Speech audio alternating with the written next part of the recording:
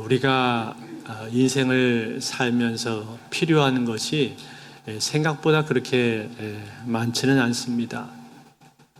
사회학자들의 분석에 따르면 1950년대 지구촌 사람들에게 필요한 생필품은 총 72가지였다고 합니다. 그 중에 절대적으로 필요한 생필품은 18가지 정도 되었다고 합니다.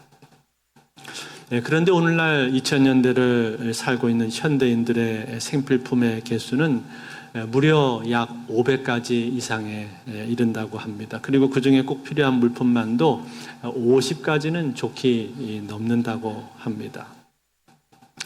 그렇지만 그러한 생필품들이 다 구비가 되어 있다고 해서 우리 인생이 꼭 행복한 것은 아닙니다.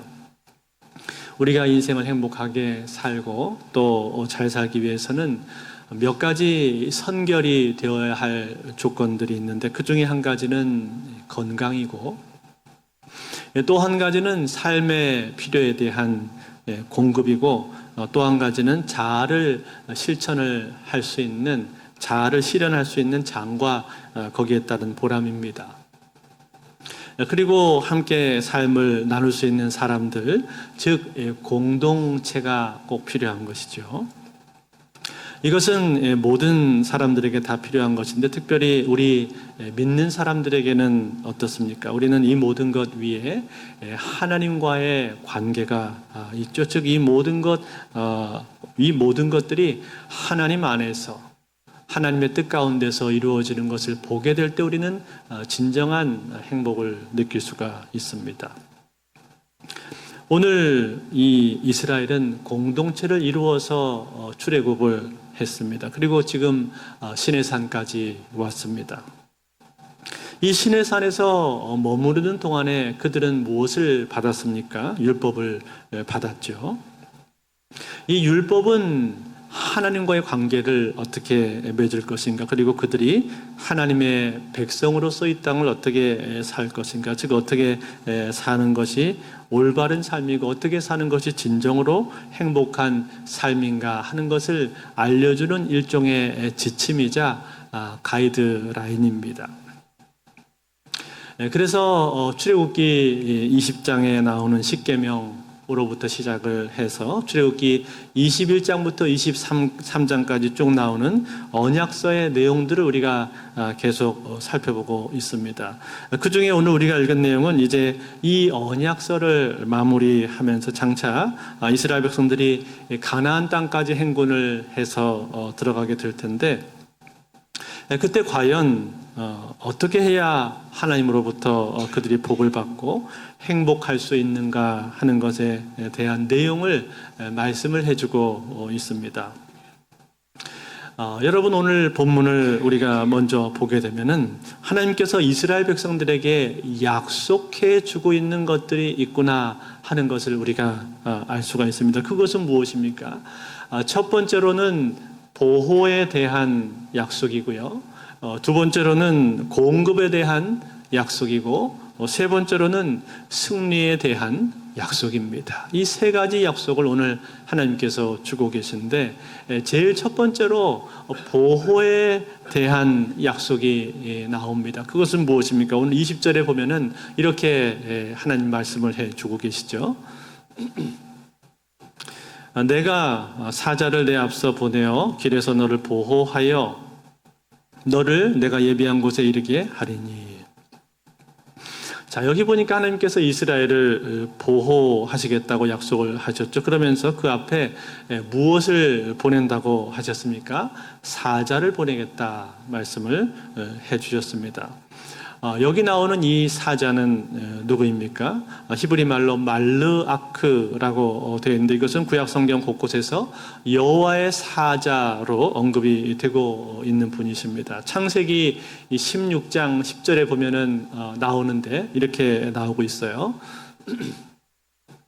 여호와의 사자가 또 그에게 이르시되 내가 내 씨를 크게 번성하여 그 수가 많아 셀 수 없게 하리라. 이렇게 말씀을 하셨고, 또 창세기 22장 15절에도 보시면은 여호와의 사자가 하늘에서부터 두 번째 아브라함을 불러, 이렇게 아브라함을 부르는 모습으로 나오고 있습니다.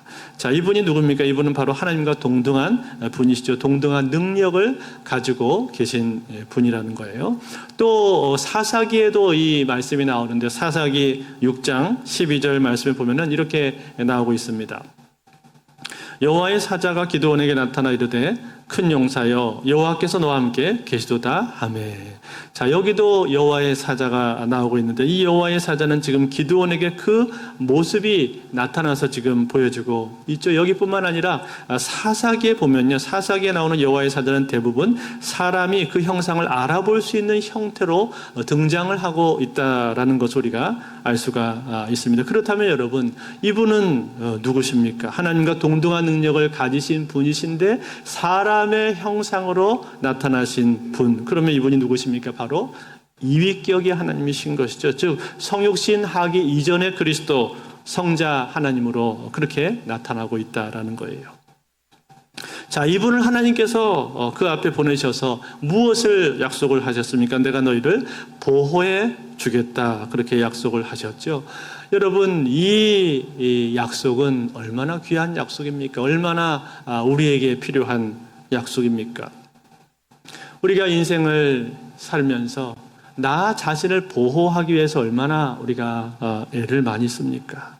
굉장히 거기에 대해서 우리가 많은 신경을 쓰죠. 제가 새벽마다 성도들을 위해서 기도를 하는데, 여러분들이 송구영신 예배 때 내신 그 기도 제목을 가지고 제가 그걸 읽으면서 기도를 합니다. 그런데 그 안에 읽다 보면은 기도 제목들 중에요, 보호해달라는 기도가 생각보다 굉장히 많습니다. 프로텍션, 지켜주세요. 오가는 길에 안전하게 해주세요. 건강하게 해주세요. 등등 이런 기도들이 참 많이 나오는 것을 보게 됩니다. 그만큼 우리의 삶이 어떻다는 거예요. 우리 삶이 불안하고 늘 위험이 우리 삶 가운데는 있다라는 거죠. 즉 하나님의 보호하심이 없이는 살 수 없는 것이 바로 인생이다라는 거예요.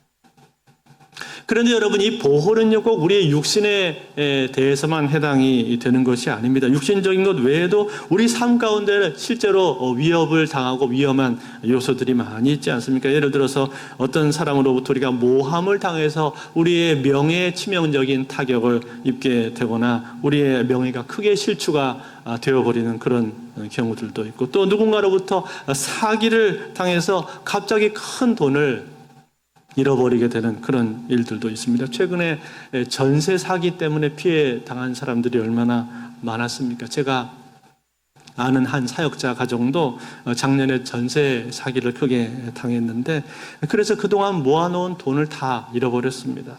그래서 너무나 크게 정말 낙심하고 망연자실 한 그런 경우가 있었는데, 다행히 이 캐나다에 한 아는 목사님이 계셔서 이분한테 연락이 와서 이 가정을 불러줘서 캐나다로 사역을 떠나게 되었습니다. 이런 갑작스러운 어려운 일들, 이러한 위험들이 우리의 삶 가운데는 있다는 거예요. 뿐만 아니라 여러분, 우리의 삶 속에는 이런 것 외에도 영적인 위험들도 있습니다. 영적인 위협도 있습니다. 대표적인 것이 무엇입니까? 바로 이단이죠. 이단에 빠져서 고통을 받는 가족들 생각보다 많습니다.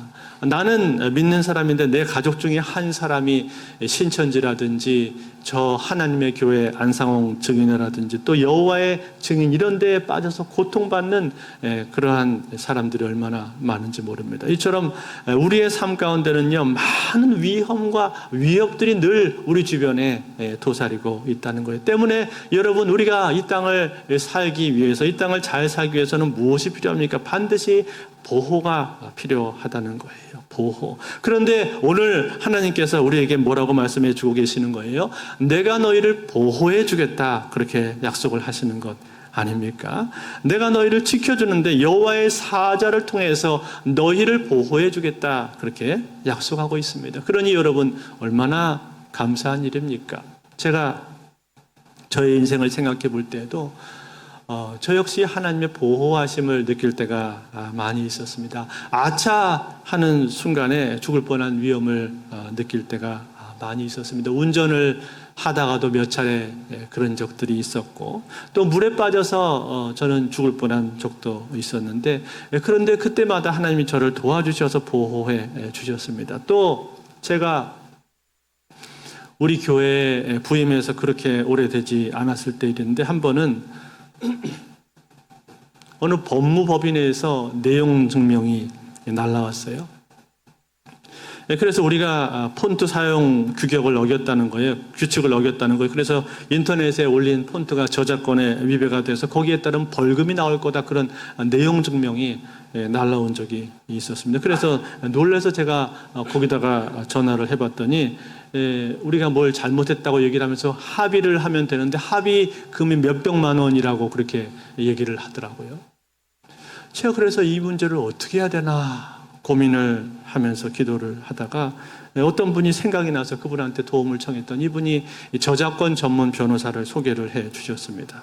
그래서 들어봤더니 그게 사실은 다 사기라는 거예요. 그러니까 엄밀하게 따지면 그게 법적으로 위배가 되는 일이 아니었는데, 보통 교회들이 그런 일에 대해서 무지하고 어리숙하니까 이 악덕 법무법인들이 무조건 일단 공문을 보내가지고 위협을 해놓고는 적당히 타협하는 척하면서 합의금을 떼가는 그런 수법이 많이 있다는 얘기를 해주더라고요. 참 기가 막혔습니다. 그 얘기를 들으니까 다행히 그분을 통해서 잘 해결이 되는데, 제가 그 일을 겪으면서 야, 진짜 큰일 날 뻔했다. 하나님께서 결정적으로 그분을 생각나게 해주셔가지고 제가 연락을 드려서 그분의 도움을 받았기 망정이었지.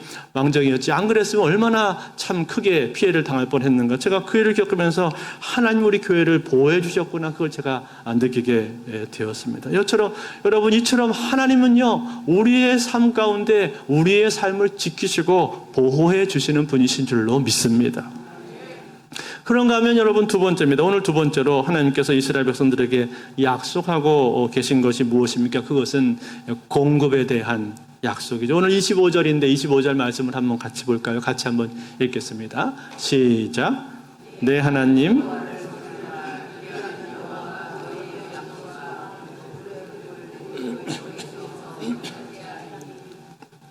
자, 뭐라고 하셨죠? 여호와 하나님께서 너희들의 양식과 물의 복을 내리겠다, 그렇게 말씀해 주셨죠. 여러분, 이스라엘 백성들이 광야에서 생활할 때 이 양식과 물이라고 하는 것은 이건 정말 필수적인 것 아닙니까? 이게 없으면 도저히 생활을 할 수가 없잖아요. 그런데 여러분, 양식으로 볼 때는 양식은 하나님께서 만나를 그들에게 내려주셨고, 또 사막이기 때문에 곳곳마다 물을 예비해 주시지 않으면 버틸 수가 없는데, 그런데 하나님께서 어떻게 하시는 거예요? 가는 곳마다 물을 준비해 주셨고, 또 어디에 가면 물을 얻을 수 있는지 섬세하게 안내해 주셔서 이스라엘 백성들로 하여금 물이 없어서 목이 말라서 죽지 않도록 만들어 주셨단 말이에요. 즉, 생활에 필요한 모든 필수품들을, 생필품들을 채워 주셨다라는 거예요. 그 하나님의 공급하심이 있었기 때문에 이스라엘이 광야에서 생활을 할 수가 있었던 것입니다. 그런데 여러분, 이러한 하나님의 공급하심이요, 신약 성경에 오면은 어떻게 됩니까? 신약 성경에 오면은요, 예수님께서 당신의 제자들과 무리들을 먹이시는데 어떻게 먹이셨죠? 우리가 대표적으로 떠오르는 것이 신약 시대 예수님이 오병이어의 기적을 통해서 무리들을 먹이신 것을 우리가 생각을 해볼 수가 있습니다. 또 그 오병이어 얼마 뒤에는 칠병이어의 기적을 통해서도 유대인들이 아니라 이방인들을 향해서 기적을 베풀어 주셨단 말이에요. 그런데 여러분, 이 두 가지 기적을 한번 생각을 해보십시오. 이 두 가지 기적을 잘 보게 되면은 이 두 기적의 공통점이 하나 있습니다. 그 공통점이 무엇인가 하니, 두 번 다 기적을 베풀고 나서 물고기와 떡이 남았다라는 거예요. 남았습니다. 오병이어의 기적에는 12광주리가 남았다, 그렇게 기록이 되어 있고, 또 칠병이어 때에는 7광주리가 남았다, 그렇게 기록이 되어 있어요. 그 남은 것들을 어떻게 했는지에 대해서는 성경이 언급을 해주고 있지 않습니다. 어떤 사람들은 제자들이 가져가지 않았겠느냐 말하는 사람도 있고, 어떤 사람들은 더 가난한 사람들한테 주지 않았겠냐 이렇게 말을 하는 사람도 있습니다만, 정확한 것은 알 수가 없습니다. 그렇지만 분명한 것은 남았다는 거예요. 남았다. 여러분 참 이상하지 않습니까? 예수님은 신적인 권능과 예지력을 가지고 계신 분이신데, 즉 이 무리가 몇 명이고 얼마만큼의 양이 필요한지 명확히 아주 정확히 아실 텐데 왜 이게 남았겠습니까? 왜 예수님이 이것을 남도록 그렇게 만드신 걸까요? 여러분, 저는 이것이 예수님의 마음이라고 생각합니다. 이것이 예수님의 사랑이고 예수님의 귀하신 성품이다, 저는 그렇게 생각을 합니다. 여러분 한번 생각해 보세요. 구약시대의 만나가 하늘에서 내릴 때는 어땠어요? 모자라거나 남는 것이 없이 정확히 맞춰서 주셨잖아요. 그런데 예수님께서 이 기적을 베풀면서 어떻게 하셨냐면 풍성하게 남도록 만들어 주셨단 말이에요. 뭘 보여주는 거예요? 신약시대에 당신의 백성들에게 하나님께서 부어주시는 풍성한 은혜를 지금 보여주고 있는 장면 아닙니까? 사랑하는 성도 여러분, 오늘날 우리가 살고 있는 이 시대는 어떨까요? 이 시대는 과거 시대보다도 훨씬 더 풍성하고 더 풍요로운 시대를 우리가 살고 있지 않습니까? 그것은 꼭 물질적으로만 그런 것이 아니라 사실은 영적으로도 마찬가지입니다. 지금 이 시대는요, 구약 시대보다 훨씬 더 계시적으로 볼 때 많이 발전된 시대를 살고 있고 계시가 더 많이 확장되고 드러난 시대를 우리가 살아가고 있습니다. 그래서 오순절날 성령 강림 이후로 우리는 성령을 더 깊이 알게 되었고 성령의 풍성한 은혜들을 더 많이 누리면서 우리가 살고 있단 말이에요. 이처럼 하나님께서는 갈수록 당신의 백성들을 향해서 풍성한 것들을 부어주시는 하나님이신 줄로 믿습니다. 그러니 여러분, 이게 얼마나 감사한 일입니까? 저는 이 오병이어나 칠병이어의 기적을 생각을 할 때마다 그 풍성하게 부어주시는 주님을 보면서 그 주님의 성품에 대해서 감사하지 않을 수가 없습니다. 그리고 그 예수님의 성품을 보면서 저는 그 예수님을 향해서 그런 기도를 종종 드립니다. 주님, 오병이어 때 풍성하게 주신 것처럼 내 삶 가운데도 그렇게 부어주세요. 그런 기도를 합니다. 여러분들도 그런 기도를 해보십시오. 그 예수님의 풍성하신 사랑, 풍성하게 채워주시는 그 사랑을 붙들고 그 예수님의 귀한 성품을 붙들고 사랑하는 예수님, 오병이와 칠병의 기적대 베풀어 주신 것처럼 내 삶 가운데도 풍성하게 남도록 그런 은혜를 나에게 주시기를 원합니다. 이렇게 기도해 보십시오. 왜 하나님께서 그 기도를 들어주지 않겠습니까? 기도하면 반드시 들어주시고 은혜를 베풀어 주십니다. 제가 지난주에 우리 교회 목자 수련회가 있었거든요. 목자들 모여가지고 같이 수련회를 같이 하면서 이제 한 학기를 시작을 했는데, 근데 이번 목자 수련회 때는 다른 때 하지 않았던 걸 한 가지 했습니다. 그게 뭐냐면 소그룹으로 이렇게 몇 명씩 섞어가지고 나눔하는 시간을 잠깐 가졌어요. 그래서 몇 가지 질문지를 주고 그걸 가지고 나눔을 했는데, 그런데 제가 그때 들은 이야기 중에 참 은혜로운 간증을 하나를 듣게 되었습니다.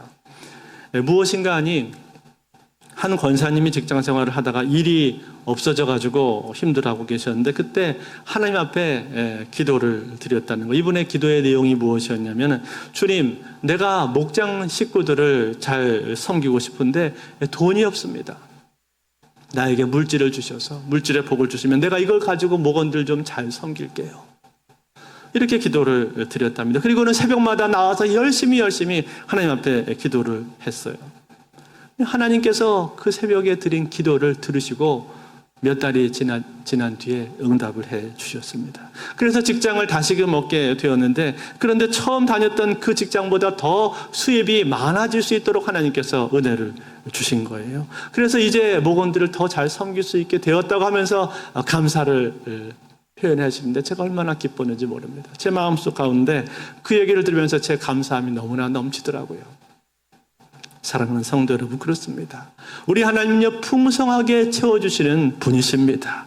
우리의 필요에 대해서 필요를 아시고 공급해 주신 하나님, 우리가 하나님 앞에 구할 때 구하면 반드시 거기에 대해서 반응하시고 응답해 주시는 하나님이시라는 사실이에요. 우리가 구하지 않기 때문에 받지 못하는 것이고, 구하면 하나님이 주시는 거예요. 구하라 그리하면 너에게 주실 것이요, 찾으라 찾을 것이요, 문을 두드리라 그리하면 너희에게 열릴 것이니, 구하는 자마다 얻고 찾는 자마다 찾게 되고 문을 두드리는 자에게 열린다고 말씀하셨습니다. 그러므로 여러분, 하나님 앞에 구하십시오. 풍성하게 채워주시고 공급해 주시기를 기뻐하시는 그 하나님, 신실하신 하나님 앞에 여러분 기도하시기를 바랍니다. 그럼 하나님께서 그 기도 따라서 응답해 줄 줄로 믿습니다. 이것이 하나님의 공급해 주시는 은혜라는 거예요. 마지막 세 번째입니다. 세 번째로 하나님께서 우리에게 약속해 주고 계신 것이 무엇인가? 그것은 바로 승리에 대한 약속입니다. 승리. 오늘 22절 말씀인데 같이 한번 볼까요? 22절 같이 읽습니다. 시작. 내가 그의 목소리를 잘 청종하고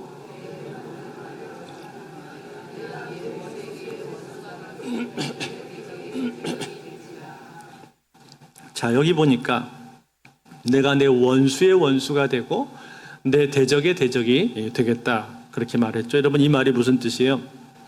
너 때린 놈 내가 가만히 안 놔두겠다. 그 소리 아닙니까? 왜 형제들 많은 집에 동생이 밖에 나가서 얻어 터지고 들어오면은 그 큰형이 가만히 있지 않잖아요. 너 때린 놈 누구야? 당장 쫓아가가지고 그 놈을 패주고 오지 않습니까? 그거랑 비슷한 거예요. 하나님께서 내 원수의 원수가 되겠다라고 말씀하신 것은 그 원수를 내가 갚아주겠다고 말씀을 하고 있는 겁니다. 여러분, 여기 나오는 원수는 누굽니까? 여기 나오는 원수는 가나안 족속들이죠. 이스라엘 백성들이 정복해야 될 땅 그 족속입니다. 그 가나안은 절대 악을 상징하고 있는 거죠. 그래서 그 다음 23절에 보면 이렇게 말씀하고 있어요. 23절에 내 사자가 내 앞서 가서 너를 아모리 사람과 헷 사람과 브리스 사람과 가나안 사람과 히위 사람과 여부수 사람에게로 인도하고 나는 그들을 끊으리니. 자, 뭐라고 말씀했습니까? 하나님의 사자가 그들을 가나안 땅으로 인도해 가실 텐데 그때 하나님께서 그들을 어떻게 하신다고 말씀했어요? 끊으리니 그렇게 말씀했단 말이에요. 끊는다는 말이 무슨 뜻입니까? 멸하신다 그런 뜻이죠. 즉 승리를 그들에게 허락해 주겠다라고 말씀하고 있는 거예요. 그래 여기서만 나오는 것이 아니라 그 뒤에 보면 계속 나옵니다. 27절과 28절에 나오는데 이렇게 되어 있습니다. 내가 내 위엄을 내 앞서 보내어 내가 이룰 곳의 모든 백성을 물리치고 내 모든 원수들이 내게 등을 돌려 도망하게 할 것이며 내가 왕벌을 내 앞에 보내리니 그 벌이 히위 족속과 가나안 족속과 헷 족속을 내 앞에서 쫓아내리라. 아멘. 자, 여기 나오고 있는 것처럼 위엄으로도 묘사가 되어 있고 또 왕벌로도 그렇게 표현이 되어 있습니다. 이 말들은 사실은 여호와의 사자라고 했을 때 그 사자와 동일한 내용을 담고 있는 것들입니다. 즉 그것을 특징적으로 표현한 것이고 은유적으로 지금 표현을 해주고 있단 말이에요. 하나님께서 스스로 왕벌이 되셔서 왕벌처럼 그 모든 원수들을 다 물리쳐 주겠다라는 거예요. 그러니 여러분 얼마나 든든합니까? 얼마나 감사한 일입니까? 성경에 보면요, 이런 것을 깊이 경험했던 한 사람이 나옵니다. 그 사람이 누굴까요? 바로 다윗입니다. 다윗은요, 그의 시편을 우리가 보게 되면은 원수에게 쫓겨서 힘들었던 경험들, 힘들었던 시간들을 참 많이 보낸 사람입니다. 그래서 늘 원수로부터 지켜주시고 보호해달라는 그러한 탄원의 기도를 하는데 시편 13편에 보면은 이러한 다윗의 기도가 잘 나와 있습니다. 시편 13편을 한번 볼까요? 1절에서 4절 말씀인데 우리 한번 같이 읽겠습니다. 1절에 4절 같이 읽습니다. 시작. 여호와여 어느 때까지니까 나를 영원히 잊으시나이까? 주의 얼굴을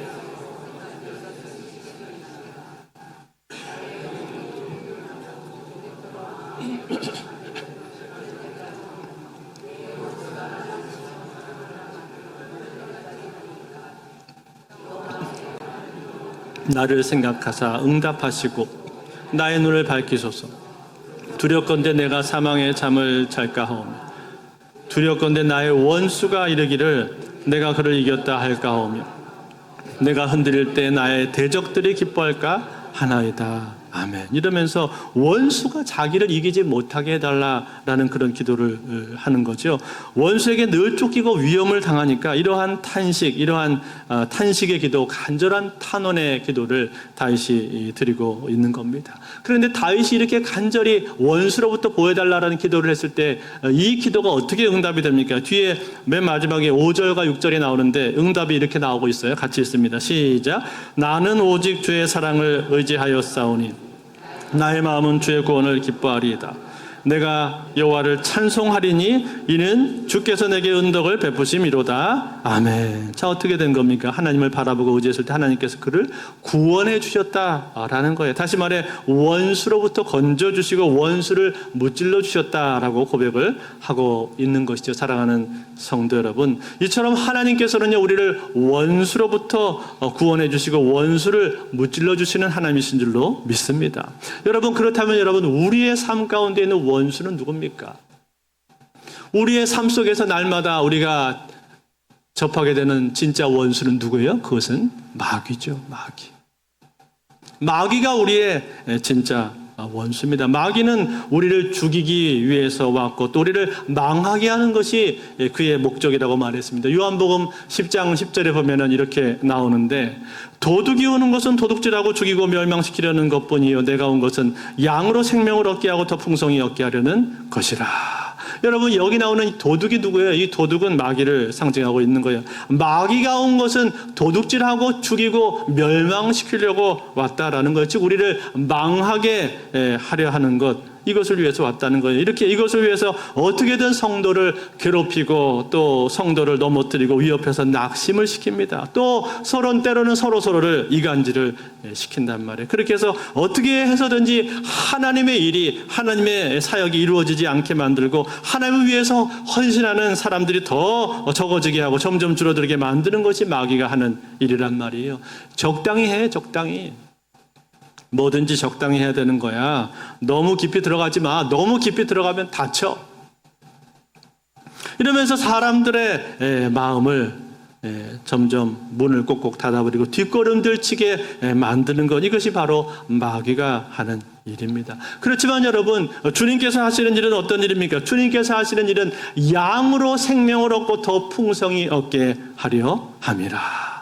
먼저는 양들이 구원받아서 하나님의 자녀가 될 수 있도록 은혜를 부어주시는 일을 하고 계시는 것이고, 그 이후로는 더 풍성한 삶을 살아갈 수 있도록 그렇게 만들어 주신다는 것. 즉, 이 세상 가운데서는 우리가 얻을 수 없고 경험할 수 없는 것들, 즉 우리 마음속에 있는 깊은 평안과 기쁨, 감사함, 자유함, 만족, 진정한 사랑과 나눔, 그리고 공동체, 이런 것들을 우리가 누릴 수 있도록 경험할 수 있도록 만들어 주신다라는 거예요. 이것이 예수님께서 우리의 삶 가운데 오셔서 하시는 일이다라는 거예요. 이러한 놀라운 약속과 은혜를 오늘 주님께서 우리에게 허락해 주신다는 겁니다. 그렇다면 여러분, 이 약속을 우리의 것으로 삼기 위해서 오늘날 우리에게 필요한 것이 무엇입니까? 오늘 성경에서 딱 한 가지를 우리에게 말씀해 주고 있습니다. 그것이 뭡니까? 그것은 바로 청종입니다. 청종. 오늘 21절 말씀을 같이 한번 읽을까요? 같이 읽겠습니다. 21절 시작. 너희는 삼가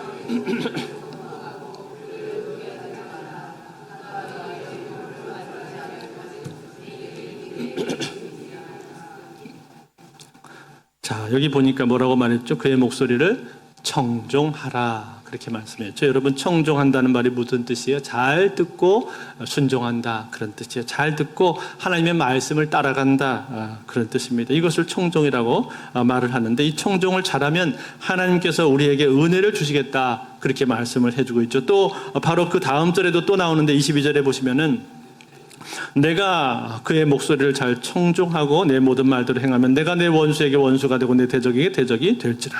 내가 그의 목소리를 청종하면, 잘 청종하면은 이 모든 것들을 너에게 허락해 주신다, 약속을 하고 있는 거죠. 다시 말해서 하나님께서 우리를 보호해 주시고 또 공급해 주시고 궁극적으로 우리를 승리할 수 있도록 우리의 삶을 만들어 주시는데, 그 모든 것들은 무엇을 전제로 하신다는 거예요? 청종을 전제로 그렇게 말씀을 하신다는 거예요. 즉 하나님의 백성으로서 그의 말씀을 따를 때, 청종할 때 하나님께서 우리에게 놀라운 이러한 은혜를 부어주신다라는 사실입니다. 그러므로 사랑하는 성도 여러분, 오늘 우리는 하나님께서 우리에게 주신 이 약속의 말씀을 굳게 붙들고 우리를 향해서 말씀하신 그대로 그 하나님 말씀을 잘 청종하실 수 있기를 바랍니다. 그러면 이 귀한 은혜가 우리의 것이 될 줄로 믿습니다. 이제 말씀 맺겠습니다. 지금으로부터 약 40년 전의 이야기입니다.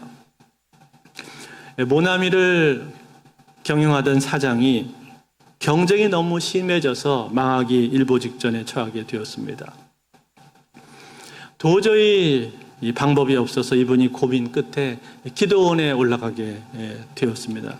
기도원에서 기도를 하기를 시작을 했는데, 그런데 기도를 하면서 생각을 해보니까 그동안 자기가 사업을 하면서 하나님 앞에 잘못한 것이 너무 많은 거예요. 그래서 회개 기도를 드렸습니다. 주님, 내가 그동안 사업을 핑계로 삼아서 주일 성수를 제대로 하지 않았습니다. 앞으로는 주일 성수 잘 하겠습니다. 그리고 내가 당신의 것을 떼먹은 것들도 많았습니다. 앞으로는 철저하게 11조를 구별해서 드리겠습니다. 뿐만 아니라 그동안 주님 앞에 새벽 제단을 제대로 쌓지 못했는데 이제 앞으로는 새벽에 나와서 기도하겠습니다. 그리고 어떤 상황에서도 하나님 말씀에 순종하겠습니다. 이렇게 결단을 하고 기도를 드렸습니다. 그리고는 성경을 펴서 읽는데 요한복음 21장 1절부터 14절 말씀을 읽다가 보니까 예수님 말씀대로 순종해서 바다에 그물을 던졌더니 물고기를 153마리를 낚았다는 그 말씀을 읽게 된 거예요. 그때 이분이 하나님 앞에 기도를 드렸습니다. 하나님, 제가 모나미 153이라는 볼펜을 만들고 싶습니다. 이 볼펜이 모든 국민의 손, 아니 전 세계에 있는 모든 사람의 손에 들려져서 50억 자루가 팔리게 도와주소서. 그렇게 기도를 하고는 내려왔습니다. 그리고 결단한 대로 이분이 순종하면서 살았는데 그 결과 어떻게 되었을까요? 이 볼펜이 잘 팔리기 시작을 했습니다. 이 볼펜은 모양이 그렇게 예쁜 것도 아니고 또 특별히 무슨 매력이 있는 볼펜도 아닙니다. 그런데도 이상하게도 이 볼펜은 폭발적으로 팔리기 시작을 하는 거예요. 그래서 40년이 지난 지금에도 여전히 꾸준히 이 볼펜이 많이 팔리고 있습니다. 그리고 얼마 전에는 50억 자루가 넘게 팔렸다고 합니다. 할렐루야. 사랑하는 성도 여러분, 그렇습니다. 우리가 사람 눈에 볼 때는 어리석어 보이고 사람 눈에 볼 때는 바보처럼 보일지 모르지만, 그러나 하나님 말씀에 순종하는 사람, 청종하는 사람이 복을 받는 것입니다. 하나님 약속하신 그대로 하나님 말씀을 귀하게 여기고 청종하면 그 사람에게 하나님께서는 은혜를 부어주신다라는 거예요.